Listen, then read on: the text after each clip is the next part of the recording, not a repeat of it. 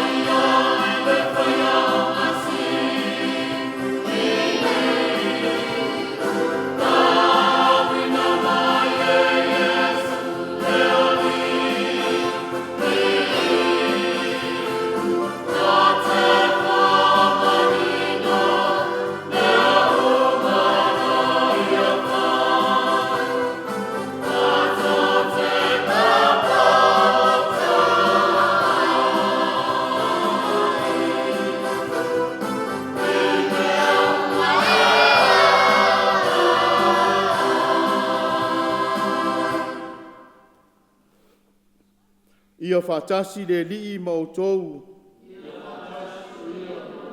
O le folfolanga o le tala le leia le lii mai le evangelia pa ia ma reko. Lea li ie ia vi ia oe. Funae o te whaiatu ia te oe ia e tu lai.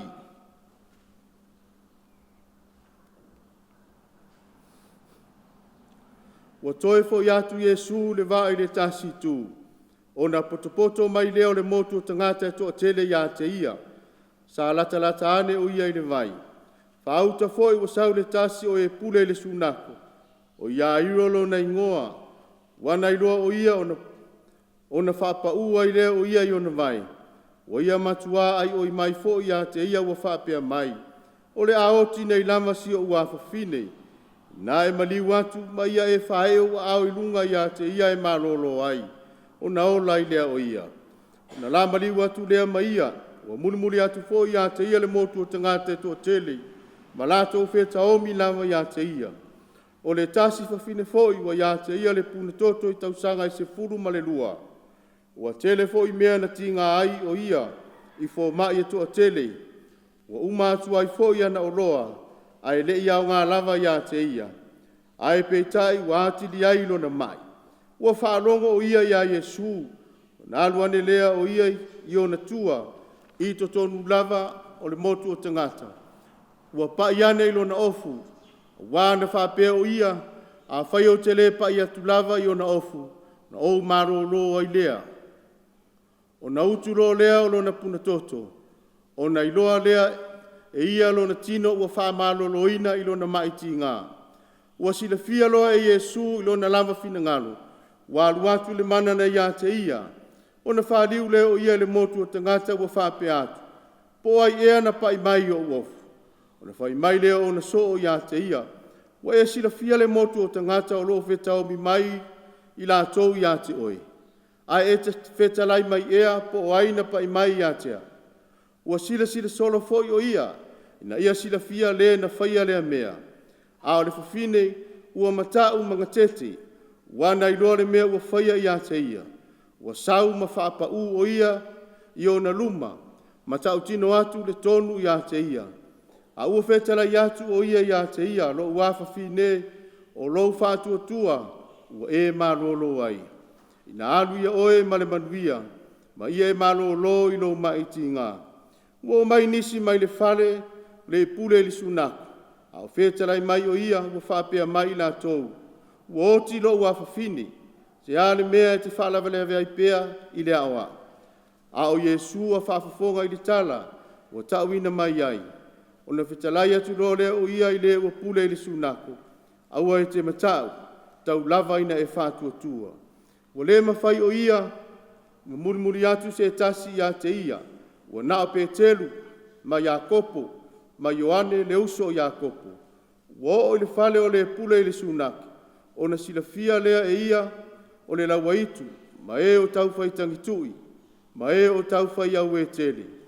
Ua uru fale atu o ia o na whape atu lea i a te ila tou. Se ale mea ua o tou pisa o ai, ma o tou whetangisi ai. E le oti le teine, ua na o na moe. O na lātou tapisa i lea i a te ia, a ua ia tulia i lātou uma i fafo.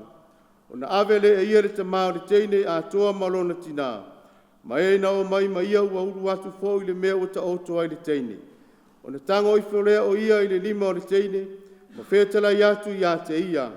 Talita kumi, o lo na whaamatalanga le nei. Funai, o te whai atu i a te oe ia e tūlai. O na tūlai loa lea, o le teine wa savali. Wa se furu ma le lua o na tausanga. O na sengia lea o lātou mauni.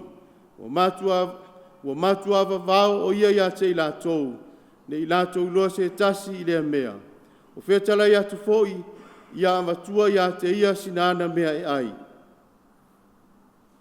O le tala le lei a le alii.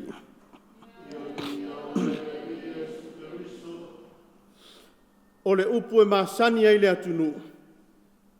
E whai a inga le tai. A ngau le tila, tu i manono. O lona whaamatara inga, whai mai ua o le taimi o whaamanolonga, o whaavaivai le au taua. O le whai mai le o le na ia taita ia le taua. A whai ua ngaui tila o waa, tu i manono, whaawau le whai ngā malanga ma le taua. Aua le popole. Tātou whaalongo le evangelio le aso le nei. Ma naia i o lona whaamatalaina.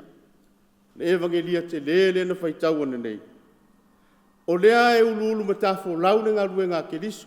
Lea e whaau le ngā ruenga whaola Yesu.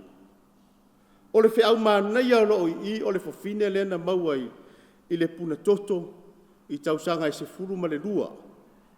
A maua le tangata i le mai lea. E le lei. E le fia no nofo ai tangata. E le whaatanga ina fo i sunako pei o le tua i utai o na masani ai.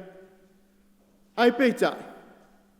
E le i loa e le whawhine e le i tū lea.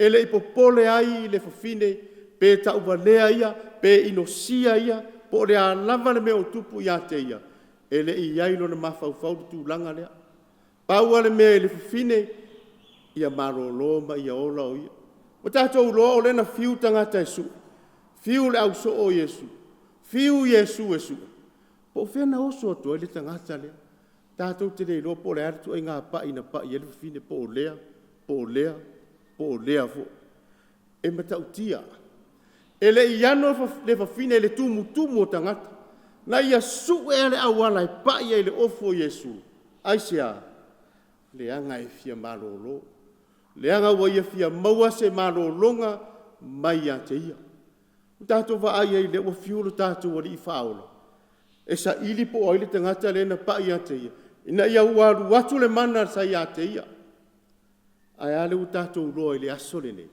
le ua tatou loa ua leva na faatali iesu iā te oe ua fia alu atu le mana o iesu e faaola oe ua leva ona fia faaola oe keliso aea e te loo fia alu e te paʻi iā iesu e te loo fia alu e te tapuaʻi ma e toʻatuli ma e tatalo iā iesu ma le manei o le feʻau o lenei tinā e lenei aso mo i tatou aua le manatu iou vaivaiga aua e te manatu iou maʻi po o ā mea na e tupu iā te oe aea alu o e suʻe le mea te ola ai alu o e suʻe le mea e te malōlō ai le a le tali e lē faapea na alu atu lo le fafine fai iā iesu o ia lena paʻi faasaga mai iesu fai se o tenia pea pe fai ai se tala o le pule aina e saue te paʻi mai ia te a leai le a le tala iesu alu ia oe ua e malōlō alu ma le manuia leaga o le mea lea na saua iesu le lalolagi ea o le faaola o le lalolagi